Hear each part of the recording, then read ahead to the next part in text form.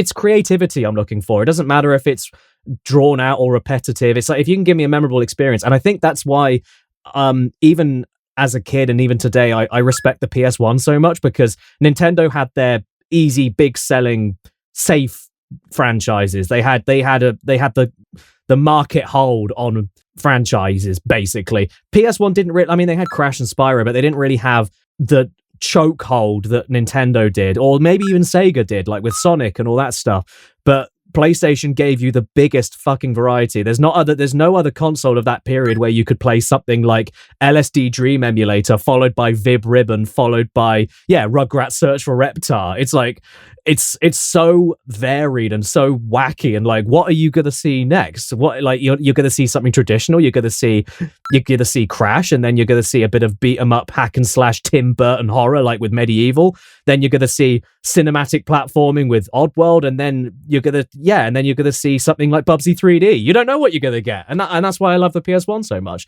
You're gonna get Parappa the Rapper. You can't get Parappa the Rapper anywhere else.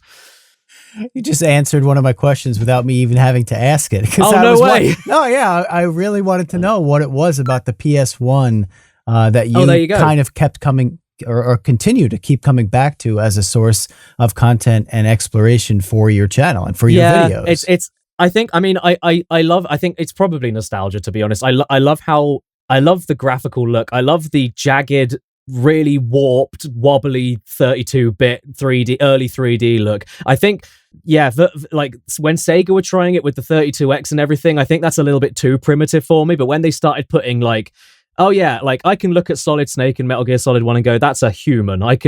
He's not quite, but I can look at him and go, yeah, that's a human being.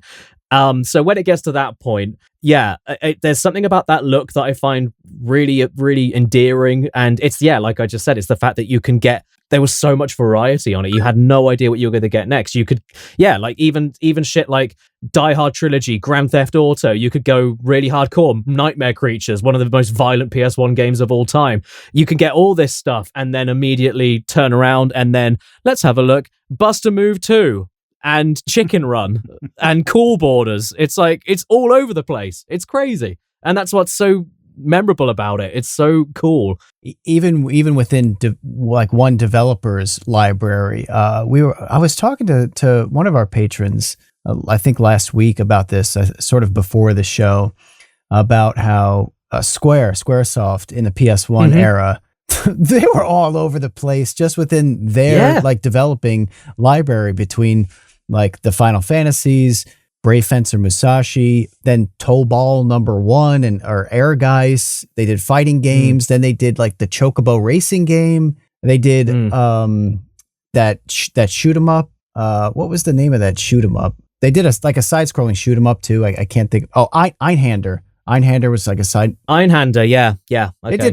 They were just like, we'll just make all of the different types of games, I guess, which they really don't do anymore. Nobody does. Everybody finds their niche essentially and just sort of sticks to it now. But back then, I think Sony still have I think Sony still have a little bit of a, like, Sony will still take a gamble with PS5 and PS4. They had fucking Watam by the creator of Katamari Damacy, and that game was like, you walk around, you jump, and you fart on shit. That's the game. And it's like, and it's okay. I didn't love it, but it was something that I'm like, you had the balls to publish something like this, and it's like it's more or less an expression more than a game. But it's like, I don't care. It's something memorable. It's something different. It's something I really enjoy, and that's why I think Sony exclusives speak to me a lot more than Xbox do. Xbox is very safe, and Nintendo are very safe.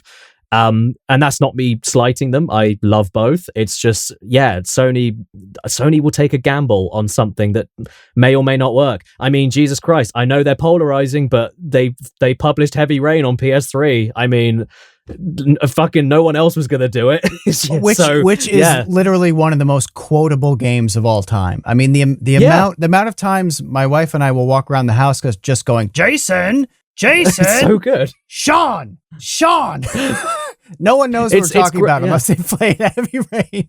Yeah, I know. But it's like, and even then, you can criticize the writing, you can criticize everything else about it, but like I still adore that game because I just love playing it, and I love seeing it all pan out, and I'm like, holy shit, I can take a bra off by moving the PS3 controller like that. It's so good. It's so good. And yeah, there's a lot of that kind of creativity that's kind of missing. And I think that's why when I got my PS5 when it first came out, and it came pre-installed with that new Astro game. I think it's Astro's Playroom, I'm not sure, but it came pre-installed. And it's basically a very basic 3D collectathon platformer, but it goes through all the collectibles, and all the levels are related to PlayStation's history. And you just get to see firsthand, oh yeah, they did the mouse shit, they did the cameras, they tried motion controls, they've tried internet on PS1, they've tried all these weird things, and you get to see all the visuals in the background and be like, oh yeah, you couldn't get that anywhere else. Like, there's something about PlayStation specifically to me that I think it just screams originality, and nothing's off limits. And I like that.